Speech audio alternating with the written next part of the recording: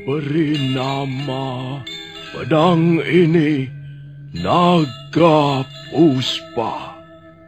Selamatkan dia. Jangan sampai jatuh ke tangan pendekar berwatak jahat.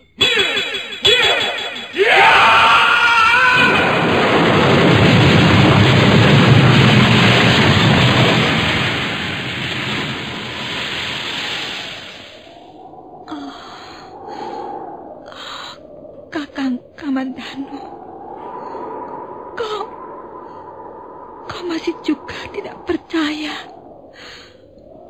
bahwa aku mencintaimu. Mesin, maafkan aku, Mesin. Mesin, Mesin.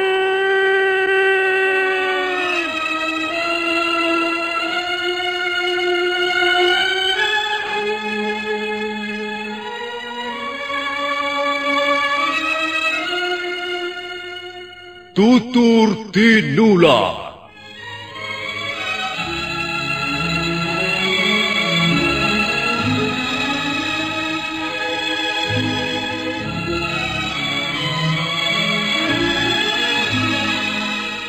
Sebuah sandiwara radio serial, produksi Sanggar Cerita dan Teater Sanggar Prativi. Sebuah kisah dengan latar belakang sejarah runtuhnya Singasari dan berdirinya Kerajaan Majapahit.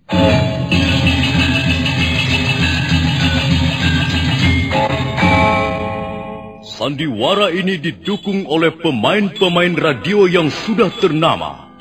Ferry Fadli, Ivone Rose, dan Eli Ermawati.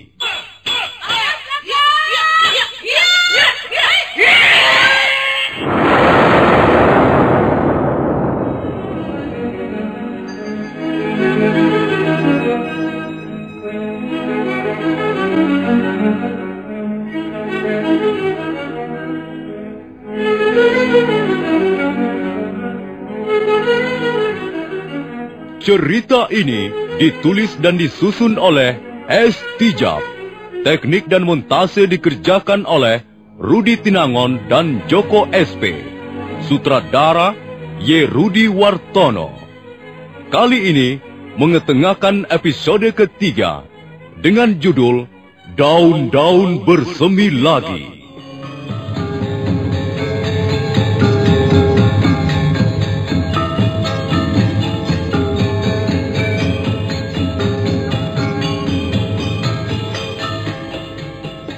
Dalam seri yang ke-62 ini didukung oleh para pemain Lukman Tambose sebagai Empu Tong Bajil, Surya Tanjung sebagai Jaran Lejong, Margaret sebagai Dewi Sambi, Ivone Rose sebagai Sakawuni, Haryoko sebagai Empu Renteng, Idris Afandi sebagai Macan Kombang, M. Pratomo sebagai Kebo Kluyur, Narto sebagai Adisara, dan pembawa cerita Nusri. Selamat mendengarkan.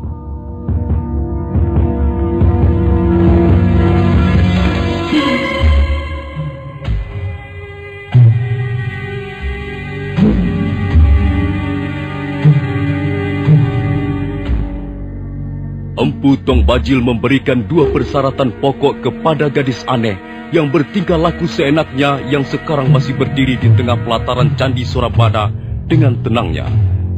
Gadis aneh itu menerima persyaratan tersebut.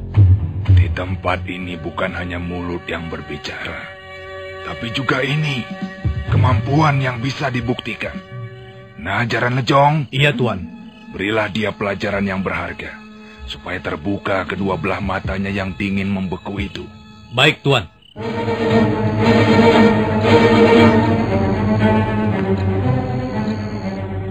Apa kau sudah siap? Hah? Perempuan liar? Ada apa, Kakang Jaran Lonjong? Hush!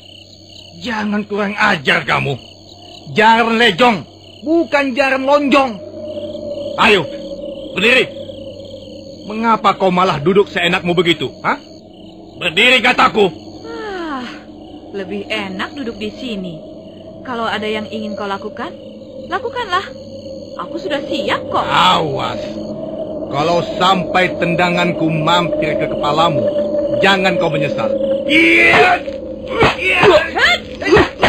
Wah, hebat sekali seranganmu, Kakang Jaran Lonjong. Hah? Aku rasanya sampai tidak sempat untuk bernafas.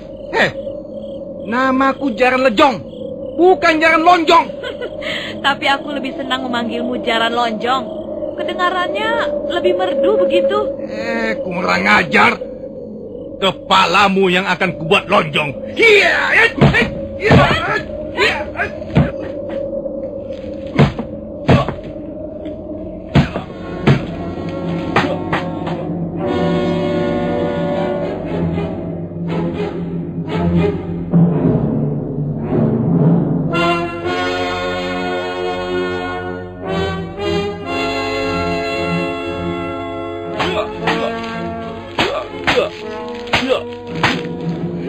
Perempuan itu terlalu congkak.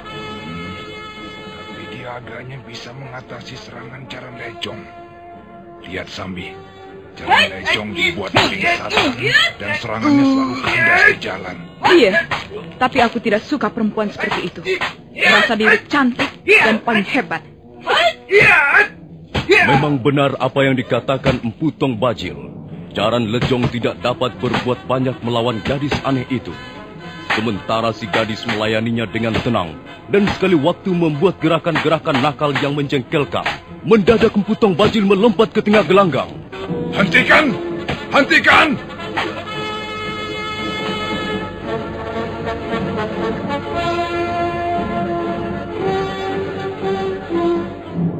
Minggirlah, Jaran Lejong. Aku tidak sabar melihat tontonan yang lamban dan tidak menarik. Biar aku yang menguji gadis liar itu. Sabar, Kakang Bajil. Gadis liar itu harus diberi pelajaran yang akan membuat tingkah lakunya menjadi sopan. Saya kira persoalan ini cukup sepele. Kakang Bajil tidak perlu turun tangan. Hadi Renteng, Ya, aku harus menjaga kewibawaan pertemuan penting ini. Gadis itu sudah berani datang tanpa diundang. Dan sekarang dia berani mempermainkan Jaran Lejong di depan pendekar-pendekar lain. justru demi menjaga kewibawaan itu, Kakang. Maka janganlah Kakang Bajil turun tangan dan melayani gadis liar yang masih bau kencur itu. Percayalah padaku, Kakang. Serahkan saja soal ini padaku. Baiklah, baiklah. Lalu apa yang akan kau lakukan? Kita beri kesempatan pada para pendekar untuk menguji kemampuan gadis ini, Kakang. Iya. Agaknya usulmu cukup bagus. Baik, laksanakan. Aku mau lihat hasilnya.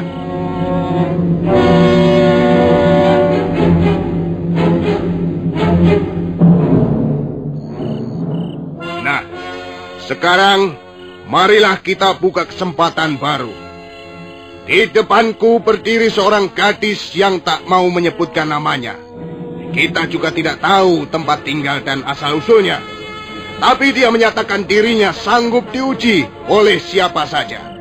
Maka, barang siapa yang berminat menjajah kemampuan gadis ini, silakan maju ke tengah gelanggang.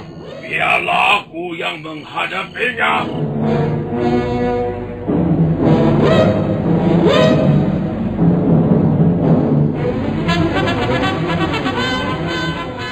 Hei, kau kelihatan sangat bernafsu, Macan Kombang. Terserah apa yang akan kau katakan. Pokoknya aku tidak ingin kedatanganku di Candi Sorabwana ini sia-sia. Aku tidak mau kembali ke lereng Bromo dengan tangan hampa. Tekad yang bagus. Iya.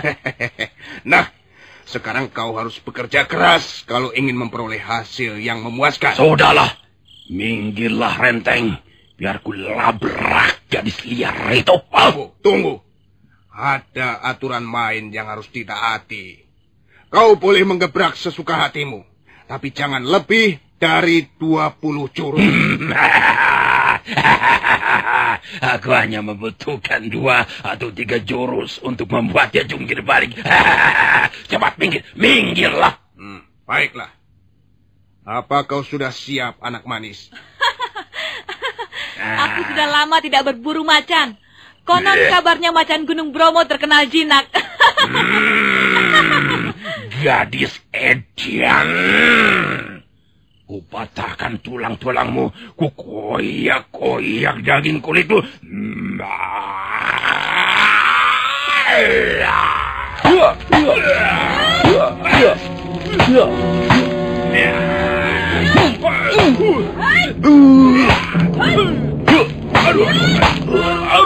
Macan Kombang terus menggebrak gadis aneh yang masih berdiri tenang menunggu.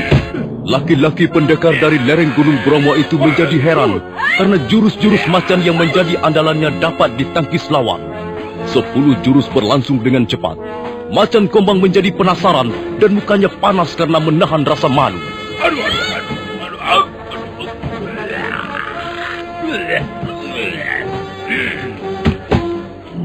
Ya, cukup.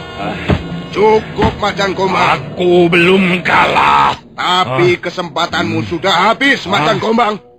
Kau harus puas sampai di sini. 20 jurus sudah berlalu. Dan gadis itu masih berdiri menantang. Kalau kau masih penasaran juga, bagaimana pendekar lain yang juga ingin mencoba kepandaiannya? Kita harus bersikap adil, Macan Kombang. Pertandingan macam apa ini? Baru 20 gebrakan sudah disuruh berhenti. Nah, siapa yang akan maju berikutnya? Ingat, hanya diberi kesempatan 20 jurus. Kalau tidak ada lagi yang turun ke tengah gelanggang, maka gadis itulah yang akan dinyatakan sebagai pemenang. Dan dia berhak menduduki kursi kehormatan 4 besar. Aku yang akan turun!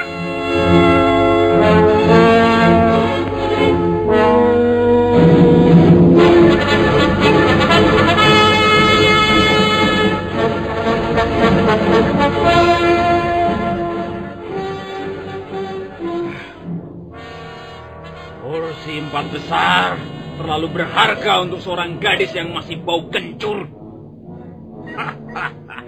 Aku tidak rela melepaskannya. Kau tidak rela, Kebo Kluyur?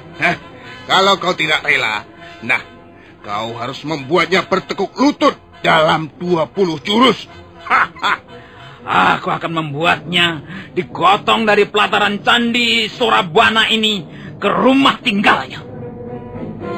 Ayo, gadis cilik, tahanlah serangan koloranteku ini. Iya!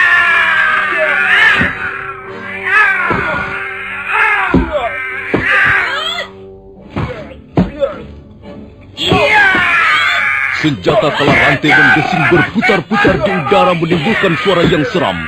Kebo Kluyur sama sekali tak memberi kesempatan gadis aneh itu untuk melompat menghindari serangan. Dia terus memburu dengan senjata andalannya. Tapi sama halnya dengan Macan Kombang, dia pun menjadi heran sendiri. Serangan-serangannya selalu patah di jalan, sementara gadis aneh itu masih lincah dan beringas. Kakinya berlompatan lincah ke kiri atau ke kanan dan kadangkala jungkir balik di udara seperti seekor lutung bercanda dengan teman-temannya. Iya! Ngejar anak setannya, oh iya!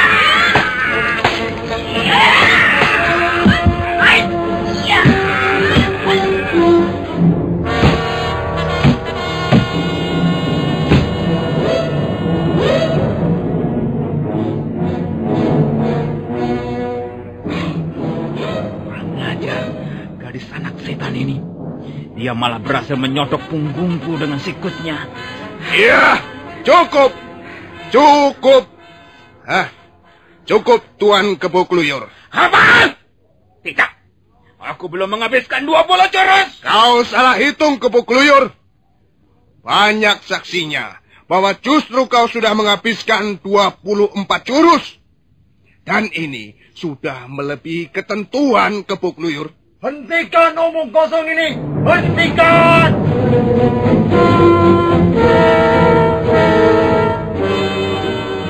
Hei, kau Adisara, pendekar dari Sila Bunga?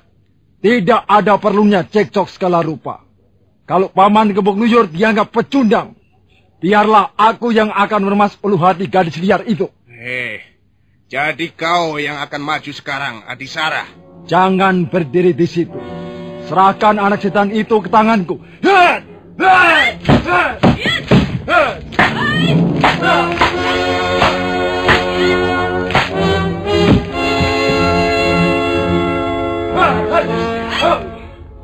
Aku belum menemukan ciri-ciri khusus gerakan dalam jurus-jurusnya. Kakang, siapapun dia orangnya, aku sudah muak, Kakang. Jangan terburu nafsu, Sambi. Sekalipun dia hebat dan lincah seperti burung serigatan, dia tak akan mampu bertahan dalam 10 jurus melawan Adisara. Apa yang dikatakan Empu Tong Bajil tidak meleset terlalu jauh. Setelah mendekati jurus yang ke-10, nampak Adisara mulai bisa menguasai jalannya pertarungan. Jurus setan rebutan Sacen dari desa Silabunga memang terkenal ganas. Sosok tubuh Adisara bisa nampak lebih dari satu orang karena kecepatannya. Dan angin yang ditimbulkan dari gerakan tubuhnya bersuitan ke sana kemari. Gadis aneh itu sekali waktu nampak kecele karena terpedaya gerakan tipu lawan yang jitu. Melihat keadaannya makin terdesak, mendadak gadis aneh itu melenting ke atas dan menengus keras sekali.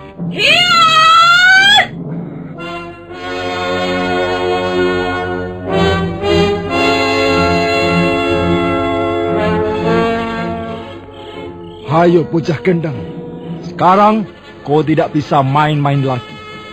Adisara ingin merungkusmu. Kalau kau melawan, maka tangan-tanganmu akan kupatahkan satu persatu. Dan kau akan menyesal seumur hidupmu. Hah! Aku tidak pernah menyesali apa yang telah kulakukan. Mari kita lihat, apakah benar keyakinanmu itu.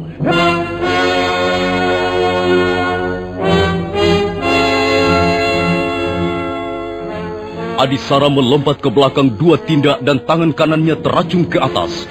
Itulah jurus kebanggaannya yang jarang diperlihatkan pada musuh, kecuali musuh yang dianggap berbahaya. Jurus setan rebutan Sajen yang kini sudah dilambari ilmu tenaga dalam memang ganas, laksana iblis kelaparan berebut makanan. Sementara itu si gadis aneh juga melompat mundur dan tiba-tiba saja di kedua belah tangannya sudah tergenggam senjata aneh. Senjata itu menyerupai sapu lidi yang bisa dikembang-kempiskan seperti kipas. Ayo Adisara, kita selesaikan pertarungan ini. Rupanya kau sekarang memerlukan senjata untuk membentengi serangan-seranganku. Baik, aku masih mempunyai sisa 7 jurus lagi.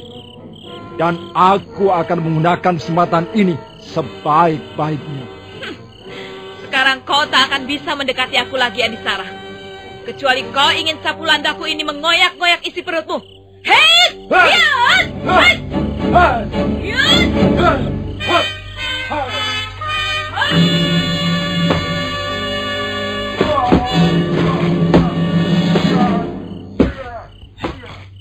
Gadis aneh itulah sekarang yang memulai serangan.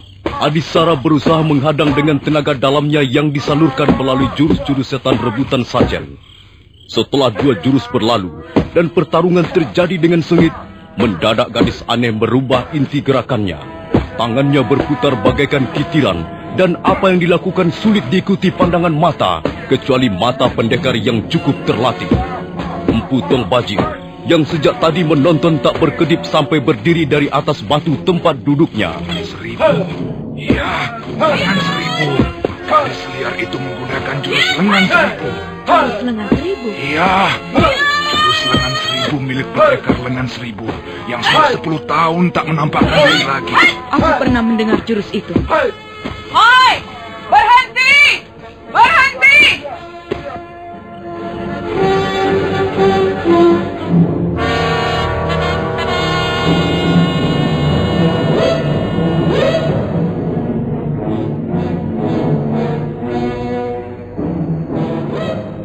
Adisara, kembalilah ke tempat dudukmu.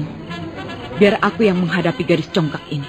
Mengapa aku harus kembali ke tempat dudukku? Aku belum kalah. Aku sanggup mengalahkan gadis sinting itu. Tak ada yang mengatakan bahwa kau kalah. Dan aku percaya, kalau pertarungan diteruskan, kau akan bisa keluar sebagai pemenangnya. Tapi aku sengaja turun ke tengah gelanggang, sekedar ingin mencoba kemampuan gadis sombong ini. Akan ku hajar dia biar lenyap kesombongannya. Kalau begitu, baiklah. Hai, gadis Sinting. Suatu saat, aku ingin ketemu lagi denganmu dan mengadu kepandaian. Rupanya kau bangga sekali dengan ilmu yang kau miliki. Iya, aku bangga. Ketahuilah, ilmu yang kau perlihatkan tadi belum seberapa tingginya. Dia tidak lebih tinggi dari batas lututku. Oh? Bicaramu itu menggelikan sekali. Aku sampai terpingkal-pingkal dibuatnya. Kurang ajar.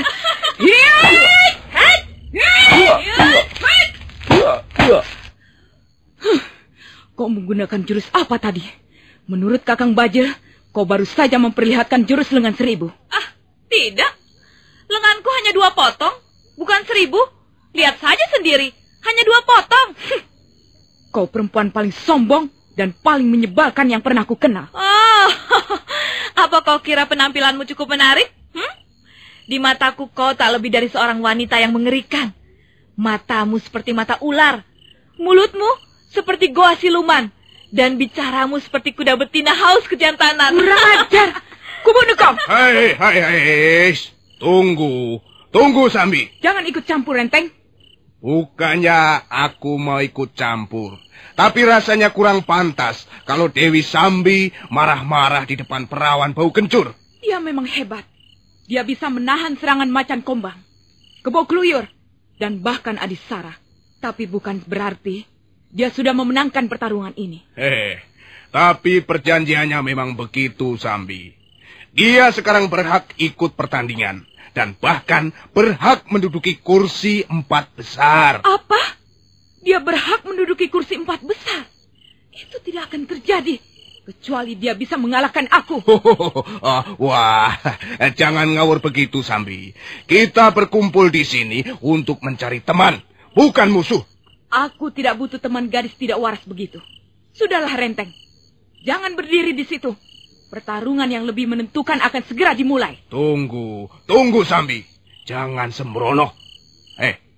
Apa yang akan kau lakukan terhadap gadis kencur ini, ha? Dia sudah berani menghina aku. Maka sekarang dia akan menanggung akibatnya. Aku akan menggilas tubuhnya yang montok itu dengan telapak wisa.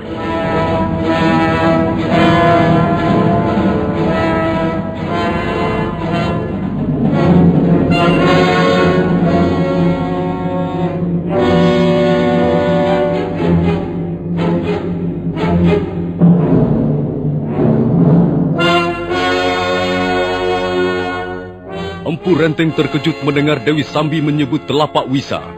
Aji itu memang sangat mengerikan. Kalau sampai terkena pukulan telapak wisa, tubuh seseorang bisa hangus terbakar sampai ke sumsumnya. Aji itu mengandung racun yang ganas sekali.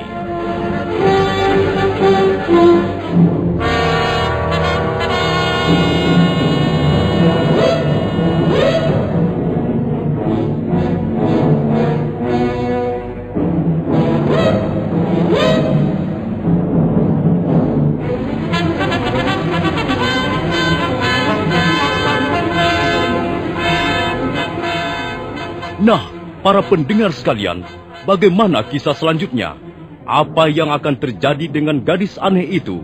Dan bagaimana dengan pendekar Lau serta istrinya? Silakan mengikuti seri berikutnya. Sampai jumpa.